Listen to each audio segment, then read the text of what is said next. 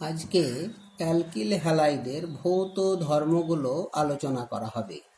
Physical properties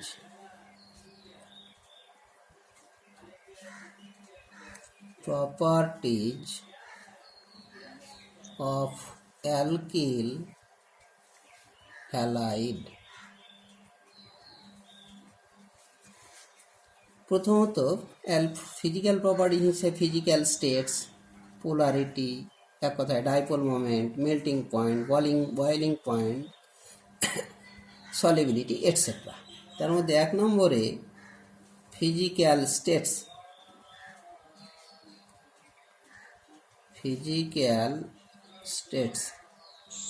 ভৌত অবস্থা মূলত methyl fluoride CH3F, CH3Cl, CH3Br and C2H5F, C2H5Cl are gases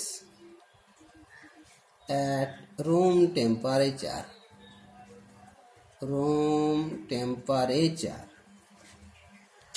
The remaining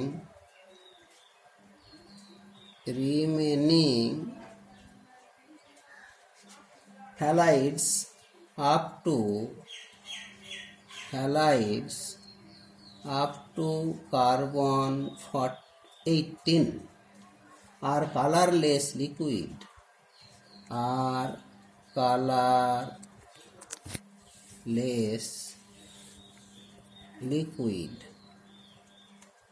and beyond it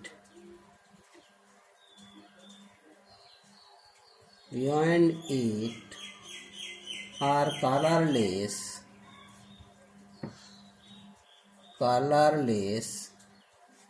solid. এক কথায় এই কয়েকটি 5খানা অ্যালকিল হ্যালাইড রুম টেম্পারেচারে গ্যাসীয় অবস্থায় থাকে। বাকিগুলো বিশেষ করে কার্বন 18 পর্যন্ত যে সমস্ত অ্যালকিল হ্যালাইডগুলো সেগুলো তরল অবস্থায় থাকে, এবং তা থেকে বেশি কার্বন বিশিষ্ট যে অ্যালকিল হ্যালাইডগুলো হবে তারা সলিড রূপে কঠিন অবস্থায় অবস্থান করে। এই হলো ফিজিক্যাল স্টেটস। পরবর্তীতে melting and boiling point,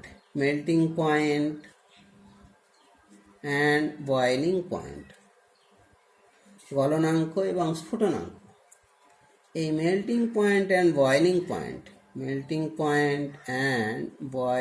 point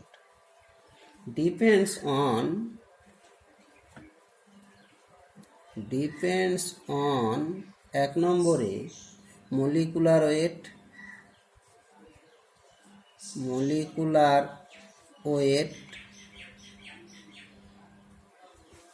2 নম্বরে shapes and size of isomeric aldehyde,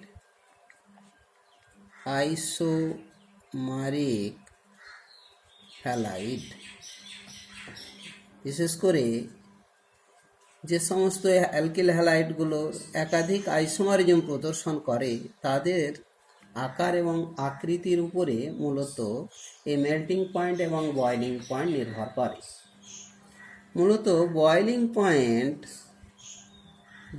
point আণবিক ওজনের সঙ্গে সমানুপাতিক, proportional to molecular weight, and for isomeric compounds and for isomeric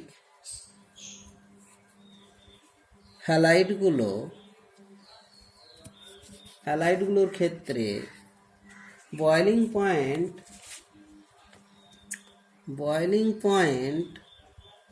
proportional to van der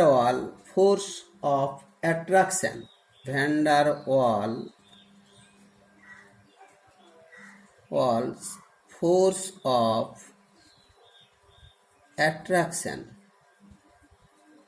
van der Waals আকর্ষণ বলের সঙ্গে boiling পয়েন্টটা সমানুপাতিক। আর এই ভ্যান্ডারওয়াল ফোর্স অফ অ্যাট্রাকশন এটা proportional to surface area.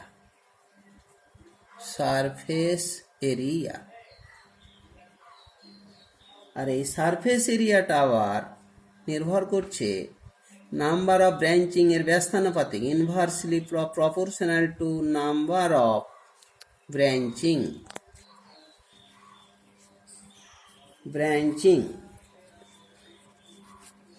And molecular weight, বিশেষ করে melting point.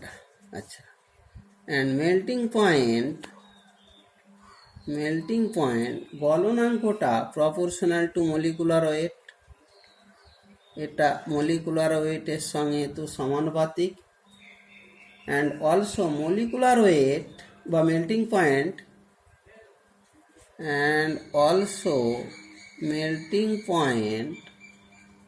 proportional to symmetrical shape.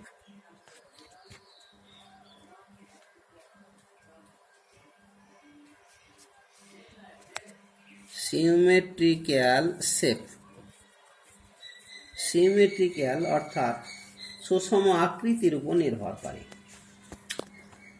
তাহলে বয়লিং পয়েন্ট, অতএব বয়লিং পয়েন্ট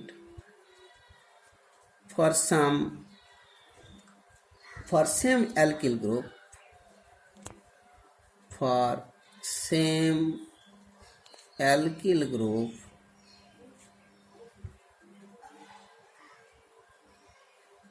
যে সমস্ত অ্যালকিল হ্যালাইডগুলোর ক্ষেত্রে অ্যালকিল গ্রুপগুলো একই রয়েছে তাদের ক্ষেত্রে বয়লিং পয়েন্টের তাহলে ক্রমটা হওয়া উচিত RF অ্যালকিল ফ্লুরাইডের সবচাইতে কম, তারপরে অ্যালকিল ক্লোরাইডের কিছুটা বেশি, অ্যালকিল ব্রোমাইডের আরও বেশি, অ্যালকিল আয়োডাইডের আরও বেশি। যদি আমরা হ্যালোজেনটাকে একই রাখি, ফর সেম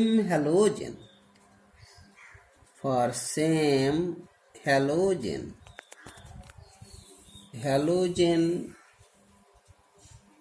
এটাকে মৌলটাকে যদি একই রাখে সেক্ষেত্রে বয়লিং পয়েন্টের অর্ডারটি হবে মিথাইল হ্যালাইড, তা থেকে বেশি ইথাইল হ্যালাইড, আরও বেশি প্রোপাইল হ্যালাইড, এইভাবে বিউটাইল C4H9X, তারপরে ... এইভাবে বেশি হতে থাকবে। আর ফর আইসোমেরিক হ্যালাইডগুলোর ক্ষেত্রে বয়লিং পয়েন্টের অর্ডারটা হবে ফর আইসোমেরিক হ্যালাইড যেগুলো সেগুলোর ক্ষেত্রে মূলত বয়লিং পয়েন্টের ক্ষেত্রে যদি আমরা 4টি কার্বন বিশিষ্ট অ্যালকিল হ্যালাইড নিয়ে থাকি তাহলে বিউটাইল হ্যালাইড যদি নিই তাহলে সেক্ষেত্রে CCCX নর্মাল বিউটাইল হ্যালাইড এর বয়লিং পয়েন্ট সবচেয়ে বেশি। পরবর্তীতে যদি সেকেন্ডারি বিউটাইল হ্যালাইড একটা নিয়ে নিলাম, CCX সেকেন্ডারি বিউটাইল হ্যালাইড, তারপরে isobutyl halide CCCX isobutyl halide সবচাইতে কম হবে গিয়ে টারসিয়ারি বিউটাইল হ্যালাইড CCCX। তার কারণ এই টারসিয়ারি বিউটাইল হ্যালাইড যেটা, এটা একদম পুরোপুরি অর্থাৎ স্ফেরিক্যাল শেপ। এই শেপটা হলো গিয়ে spherical shape.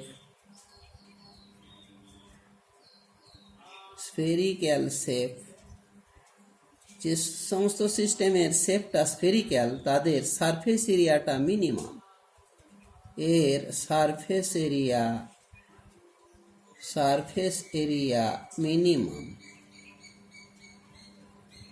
R van der Waal force of অ্যাট্রাকশনটা সারফেস এরিয়ার সঙ্গে যেহেতু সমানুপাতিক, সুতরাং ভ্যান্ডারওয়াল ফোর্স অফ অ্যাট্রাকশনটা minimum.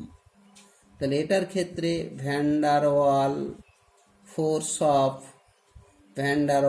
Force of attraction attraction এটাও মিনিমাম,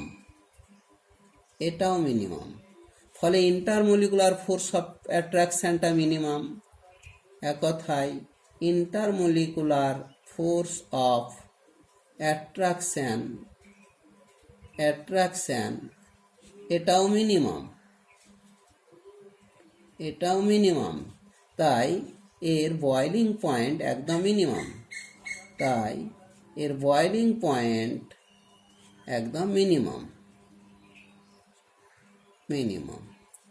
আর সেই সঙ্গে নর্মাল বিউটাইল যেটা হ্যালাইড, এর ক্ষেত্রে সাইলিন্ড্রিক্যাল শেপ, এর সারফেস এরিয়া সবচাইতে বেশি, সুতরাং এর বয়লিং পয়েন্ট সবচাইতে বেশি। এ অনেকটা সারফেস এরিয়া ওভ্যাল টাইপের, এ আরও একটু বেশি ওভ্যাল টাইপের, এ একদম স্ফেরিক্যাল টাইপের। সেই হিসেবেতে এ সারফেস বয়লিং পয়েন্টটা হচ্ছে গিয়ে একদম মিনিমাম। যদি মেল্টিং পয়েন্টের প্রসঙ্গটা বলি,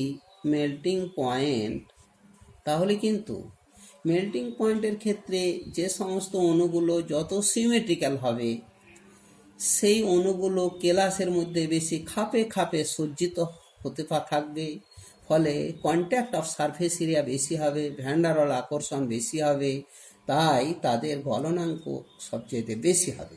সুতরাং গলনাঙ্কের রেসপেক্টে আবার যদি এ আইসোমারিক কম্পাউন্ডের ক্ষেত্রে বলি, তাহলে টারসিয়ারি বিউটাইল হ্যালাইড CCX এর গলনাঙ্ক সবচাইতে বেশি।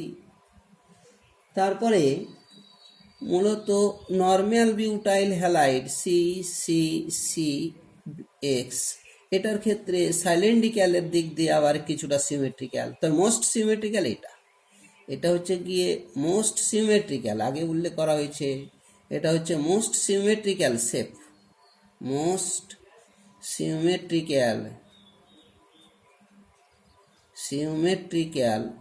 শেপ, যার কারণেই এর খাপে সজ্জিত হওয়ার প্রবণতা বা অ্যারেঞ্জমেন্টটা একদম সুষমভাবে থাকে কেলাস জালকে, তাই এর গলনাঙ্ক সবচেয়ে বেশি। তারপরে হলো গিয়ে নর্মাল, বিশেষ করে বিউটাইল হ্যালাইড, তারপরে এসে যাবে সেকেন্ডারি বিউটাইল হ্যালাইডটা, আর শেষে এসে যাবে আইসো বিউটাইল হ্যালাইড CCCX, আইসো বিউটাইল হ্যালাইড। এবারে আমরা 3 নম্বর পয়েন্ট হিসাবে ফিজিক্যাল স্টেটের, যদি এটা ফিজিক্যাল প্রপার্টিজ হিসেবে পোলারিটি এটা যদি আমরা মেজারমেন্ট করি, তাহলে একটা পদার্থের বিশেষ করে পোলারিটিটা মেজারমেন্ট করা হয় ডাইপোল মোমেন্টের মাধ্যমে। অর্থাৎ polarity is measured by dipole moment।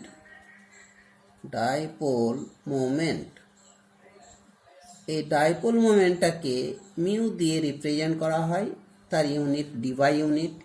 এখন মিউ সমান আমরা জানি, একটা অণু যদি পোলার অণু হয়ে থাকে, সেই পোলার অণুর নেগেটিভ এবং পজিটিভ চার্জের মধ্যে যে চার্জের সেপারেশন, অর্থাৎ চার্জের পরিমাণটা ই ইন্টু চার্জ সেন্টার দ্বয়ের ডিস্ট্যান্স ই ইন্টু ডি, এটাই হলো গিয়ে ডাইপোল মোমেন্ট। সুতরাং যে সমস্ত অণুর চার্জের সেপারেশনটা বেশি, তাদের ক্ষেত্রে ডাইপোল মোমেন্ট বেশি হতে পারে, পোলারিটি বেশি হতে পারে, বা ডিস্ট্যান্স যদি বেশি হয় তাহলেও পোলারিটি বেশি হতে পারে।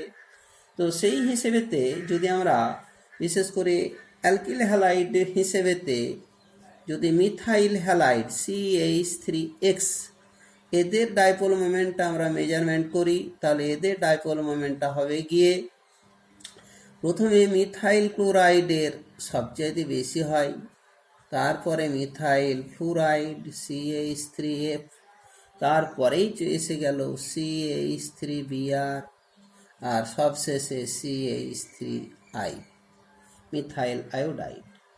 এখানে চার্জের যে সেপারেশন, অর্থাৎ এই অণুগুলোর মধ্যে চার্জ সেপারেশন, অর্থাৎ ই এর পরিমাণটা, চার্জ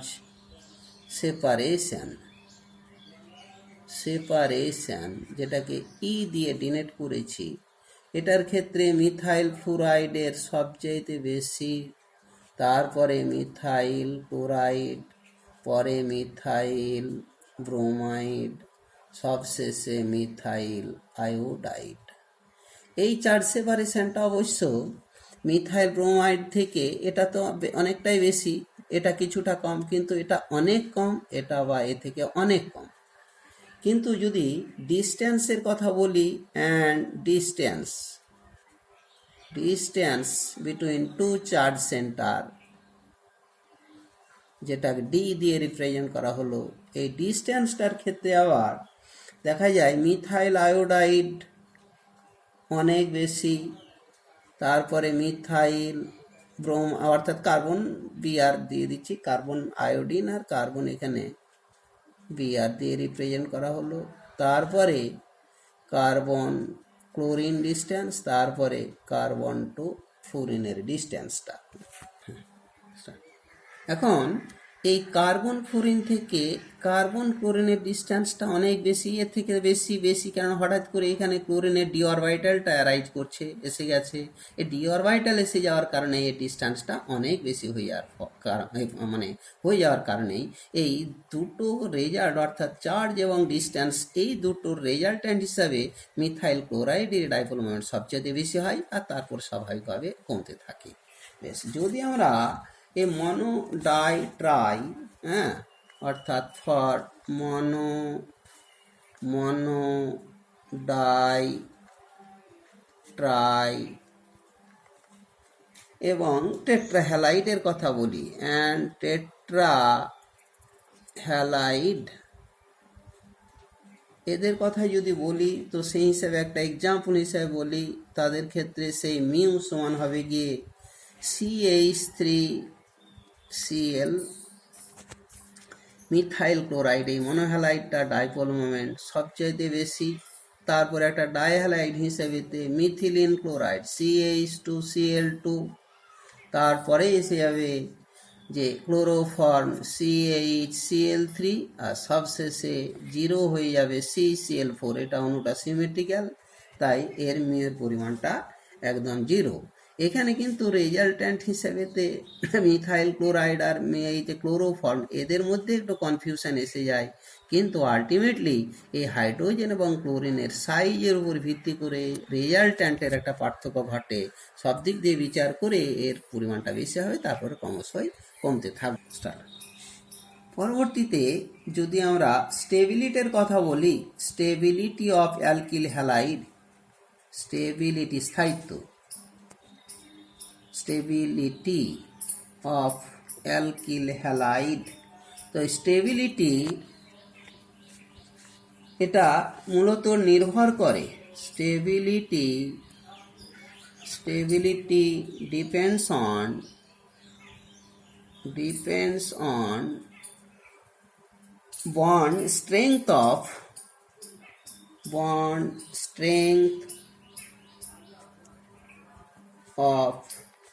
কার্বন হ্যালোজেন, এই বন্ড স্ট্রেংথের উপর নির্ভর করে। That is stability proportional to bond strength. Bond strength যত বেশি হবে স্টেবিলিটি তত বেশি হবে, আর এই বন্ড স্ট্রেংথটা inversely proportional to bond length. Bond length যত বেশি হবে আবার বন্ড স্ট্রেংথ তত কমে যায়, স্টেবিলিটি তত কমে যায়। আর এই বন্ড লেংথ সেটা আবার নির্ভর করে inversely proportional to radius of X, হ্যালোজেনের ব্যাসার্ধের উপরে, রেডিয়াস অফ এক্স, হ্যালোজেনের ব্যাসার্ধের উপরে নির্ভর করে। সুতরাং অ্যালকিল ফ্লুরাইড, এটার ক্ষেত্রে বন্ড লেংথ খুব কম, বন্ড স্ট্রেংথ খুব বেশি, সুতরাং এটা হলো গিয়ে most stable halide. And R I alkyl iodide, আয়োডিনের ব্যাসার্ধ সবচাইতে বেশি, এর বন্ড লেংথ সবচাইতে বেশি, বন্ড স্ট্রেংথ সবচাইতে কম। স্বাভাবিক কারণে অ্যালকিল হ্যালাইডটা হলো গিয়ে most unstable halide, most unstable unstable halide. তার কারণ একটা এক্সাম্পল হিসাবে যদি বলি যে অ্যালকিল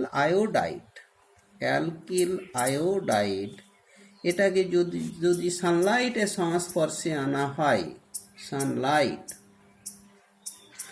তাহলে এই সানলাইটের প্রভাবে এটা ক্লিভেজ হয়, হোমোলাইসিস ঘটে, দুটো আয়োডিন ফ্রি রেডিক্যাল এটা তৈরি হয়। এই দুটো আয়োডিন ফ্রি রেডিক্যাল মিলিত হয়ে আয়োডিন আর আর এর সঙ্গে আর যুক্ত হয়ে অ্যালকেন, এই অ্যালকেন তৈরি হয়।